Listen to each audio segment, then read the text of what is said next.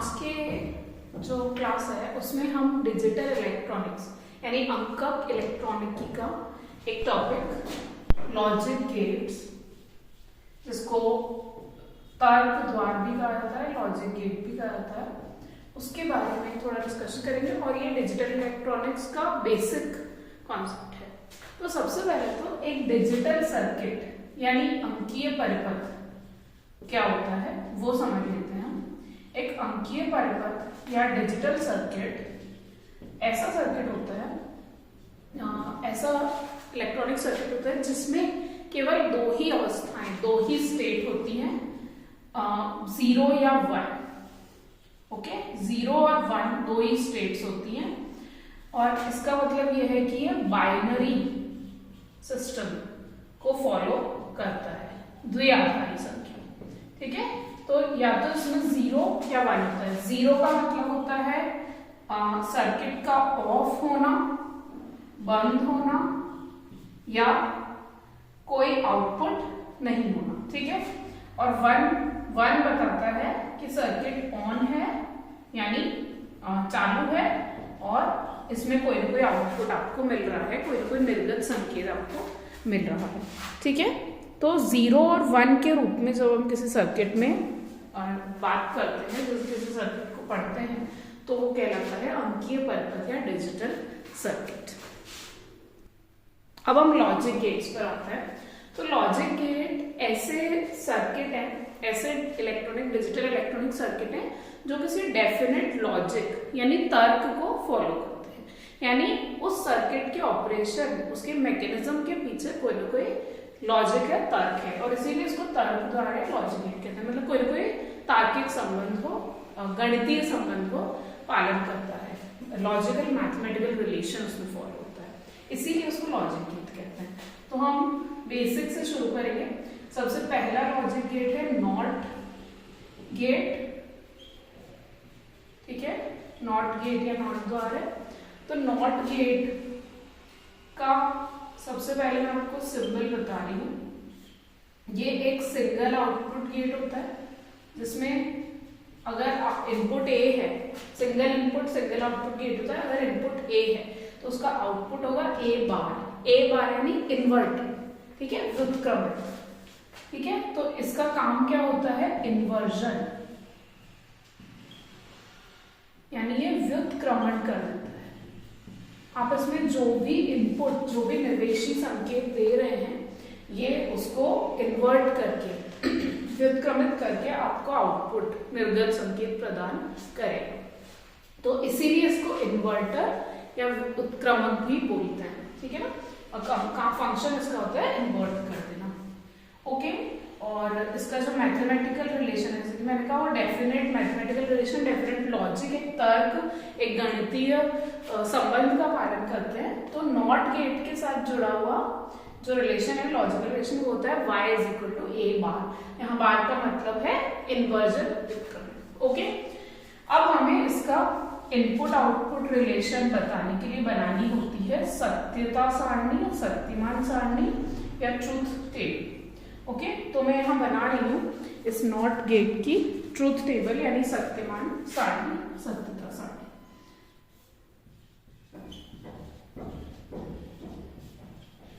तो truth table में क्या होता है, आप इनपुट और आउटपुट के बीच का, मतलब इनपुट, गिवन इनपुट के लिए आउटपुट क्या है वो इसमें शो करते हैं। तो इनपुट है और ये कॉलम बताएगा आउटपुट को। ये ही मेथड होता है ट्रूथ टेबल बनाने का।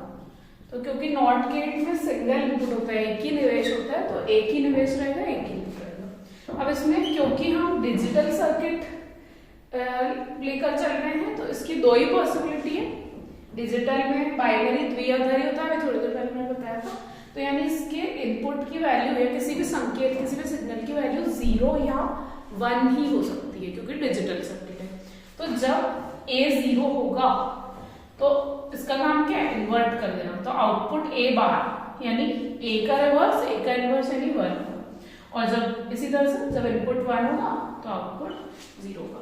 तो नॉट गेट की शक्तिमान सारणी, नॉट गेट की ट्रूथ टेबल आपको इस तरह से मिलती है। ठीक है, ये है पहला और सबसे basic logic gate, NOT gate.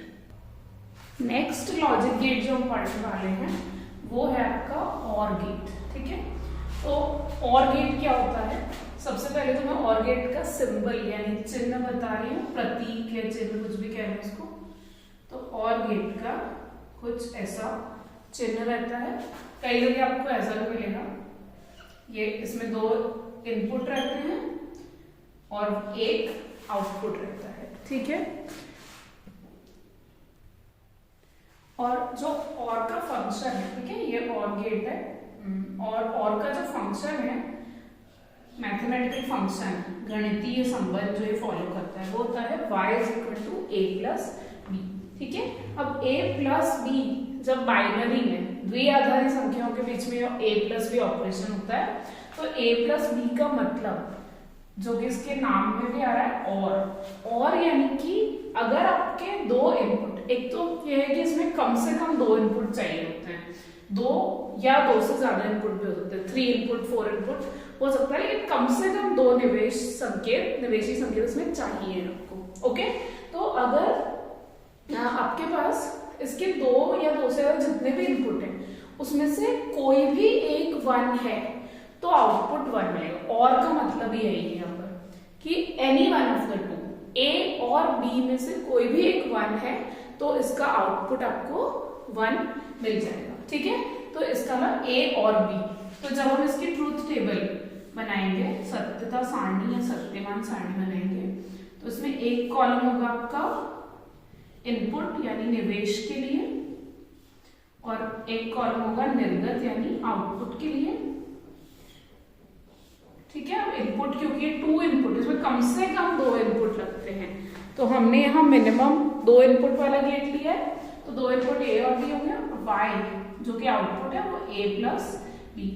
ठीक है, अब पॉसिबल वैल्यू क्या हो सकती है, क्या तो दोनों 0 होंगे इनपुट, क्योंकि डिजिटल इलेक्ट्रॉनिक्स में 0 या 1 ही होगा, या फिर a 0 हो सकता है, b 1 हो सकता है, या फिर a 1 हो सकता है, b 0 हो सकता है, या फिर दोनों ही 1 हो सकता है। तो इसमें 4 कॉम्बिनेशन बन जाते हैं, 0 0 0 1 1 0 1 1। अब सभी इनपुट में से या दोनों इनपुट में से अगर a या b, a और b दोनों से कोई भी एक 1 है तो आउटपुट 1 मिलेगा, लेकिन जब दोनों 0 है तो आउटपुट 0 मिलेगा। एक 1 है या दूसरा 1 है और दोनों 1 है, हर केस में आपको आउटपुट 1 ही मिलेगा। तो ये ट्रूथ टेबल हो गई आपकी और गेट की। ठीक है, इसके बाद जो थर्ड गेट आता है वो है एंड गेट। एंड गेट का सबसे पहले मैं सिंबल बना रही हूँ, ये भी एक 2 इनपुट गेट ही होता है, 2 या उससे ज्यादा, 2 या उससे ज्यादा इनपुट आप दे सकते हैं, और इसका जो ऑपरेशन होता है y आउटपुट है तो y = a डॉट b होता है, मतलब a एंड b, ये ऑपरेशन एंड को बता रहा है, a b या a एंड b। अब एंड का मतलब क्या है कि अगर जैसे आप 2 इनपुट दे रहे हो, ठीक है, तो दोनों इनपुट में से आउटपुट आपको 1 तभी मिलेगा जब दोनों ही, both a and b, a और b दोनों ही 1 है, तभी आपको आउटपुट 1 मिलेगा, बाकी हर केस में आपको आउटपुट 0 ही मिलेगा। वापस वही कॉम्बिनेशन हो सकते हैं कि दोनों 0 है, a 0 है, b 1 है, a 1 है, b 0 या दोनों 1 है, तो both a and b, a और b दोनों 1 है, तब आपको आउटपुट 1 मिलेगा। दोनों में से कोई भी एक 0 है या दोनों 0 है तो आउटपुट 0 ही मिलता है। तो ये ट्रूथ टेबल हो गई आपके एंड गेट की सत्यमान सारणी। ठीक है, तो इस तरह से हमारी ये लॉजिक गेट है और एंड। ओके, आगे बढ़ते हैं। अगले जो गेट लॉजिक गेट की हम बात करने वाले हैं वो होता है आपका नॉर गेट। ठीक है, नॉर गेट यानी कि और गेट के साथ आपने नॉट वाला ऑपरेशन लगा लिया। नॉट गेट जो हमने सबसे पहला गेट पढ़ा था, तो और गेट के साथ आपने नॉट ऑपरेशन लगा लिया तो बन जाता है नॉर गेट, और इसका काम भी यही होता है। ये भी 2 या मोर देन 2 इनपुट, 2 या 2 से ज्यादा निवेश संकेत दे सकते हैं इसमें, एक वाला नहीं होता है, 2 और मोर देन 2 ही होता है। अगर आप उसको सिंगल इनपुट दोगे तो ये नॉट गेट की तरह काम कर रहेगा, वो आगे हम अगली क्लासेस में पढ़ेंगे। फिलहाल नॉट गेट की बात करें तो इसका काम क्या होता है, और प्लस नॉट, नॉट और, यानी और का नॉट ऑपरेशन। तो आप जो भी दो निवेशी संख्या इसमें दोगे तो उनका और उसका नॉट, और पर नॉट ऑपरेशन लगेगा। तो a प्लस बी का NOT, a plus B bar. तो जो भी a प्लस बी का आउटपुट आपको मिलता है और गेट का आउटपुट मिलता है, ये उसको रिवर्स इन्वर्ट कर देता है। ठीक है, तो अगर मैं इसकी सत्यमान सारणी या ट्रुथ टेबल बनाने जाऊंगी तो वो कुछ इस तरह से बनेगी। आप देखिए कि पहले तो अगर इनपुट हमारा a और b है तो a प्लस बी की वैल्यू हमने पहले ही देख ली थी और गेट में।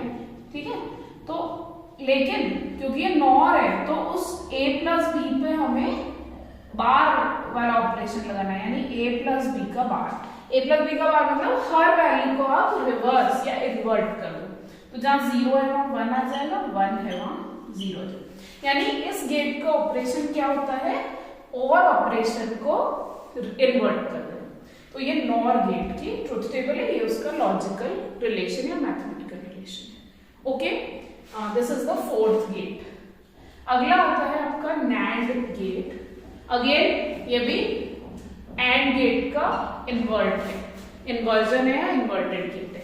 यानी इसका जो रिलेशन होगा, लॉजिकल रिलेशन होगा a dot B bar. Okay, so a dot B bar यानी एंड और नॉट, एंड पर नॉट ऑपरेशन या नॉट एंड ऑपरेशन लगता है। तो इसमें भी वही बात होगी, जब आप आउटपुट निकालने जाओगे तो पहले आपने जो भी एंड में आउटपुट निकाला था, ठीक है, उसका, क्योंकि ये एंड ऑपरेशन है, a एंड b का रिजल्ट ये आ रहा था, लेकिन हमारा जो आउटपुट आएगा वो होता है a and b whole bar, यानी a dot b bar.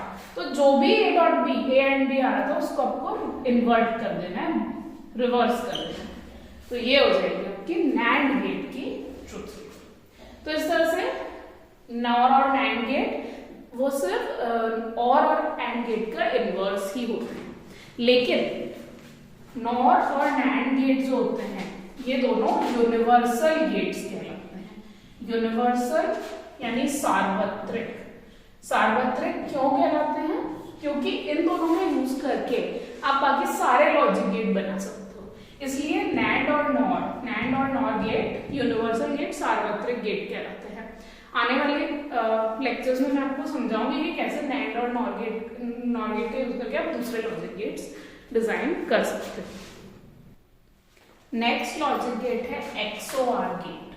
XOR का मतलब होता है एक्सक्लूसिव और गेट। ठीक है, यानी कि एक्सक्लूसिवली ये और फंक्शन को फॉलो कर, सिर्फ और फंक्शन। तो इसका सिंबल बना रही हूं पहले मैं, ये भी 2 या 2 से ज्यादा आउटपुट पे वर्क करता है। ठीक है, और इसका 2 या 2 से ज्यादा इनपुट पे वर्क करता है, उसका ये XOR गेट का सिंबल है।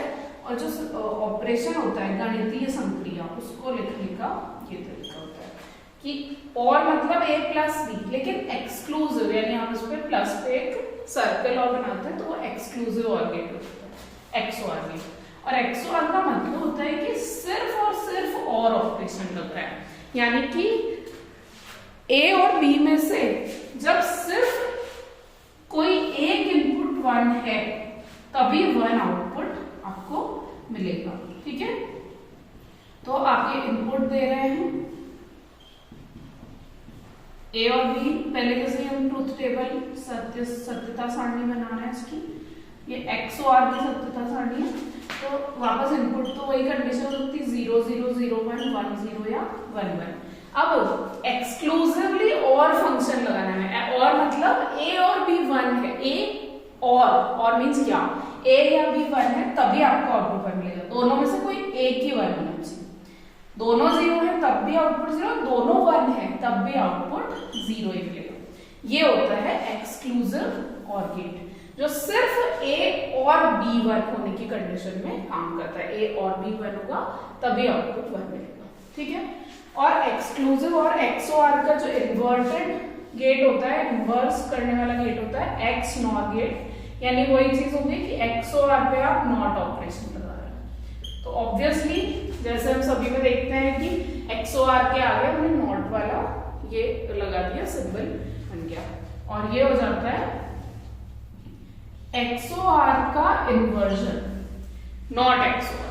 ओके, तो XOR पे आप नॉट ऑपरेशन लगा रहे हो। इसका मतलब जो भी आपको XOR का आउटपुट मिला था XOR गेट का, उसका भी इन्वर्टेड आपको मिलेगा, तो वो होता है X नॉट गेट। तो वापस वही है, इनपुट आपके 0 0 0 1 1 0 या 1 1 है, तो XOR का आउटपुट था 0 1 1 0, यानी जब दोनों 1 थे तब आउटपुट 1 था, तो उनमें से कोई भी एक मतलब जब दोनों 1 थे तब आउटपुट 0 था, दोनों 0 तो आउटपुट 0 था, दोनों में से सिर्फ एक ही 1 होना चाहिए, तभी आउटपुट 1 होता है XOR में। तो इसका जस्ट इन्वर्टेड होना चाहिए, A XOR B का इन्वर्जन, यानी तो मैं सीधे यहीं से वैल्यू देख रही हूँ A XOR B की वैल्यू, और उसका इन्वर्ट कर देंगे, यानी जहां 0 है वहां 1 कर देंगे, जहां 1 है वहां 0 कर देंगे, तो ये बन जाती है आपकी X नॉर गेट की ट्रुथ टेबल। तो इस तरह से हमने सारे लॉजिक गेट्स देखे। Okay, thank you.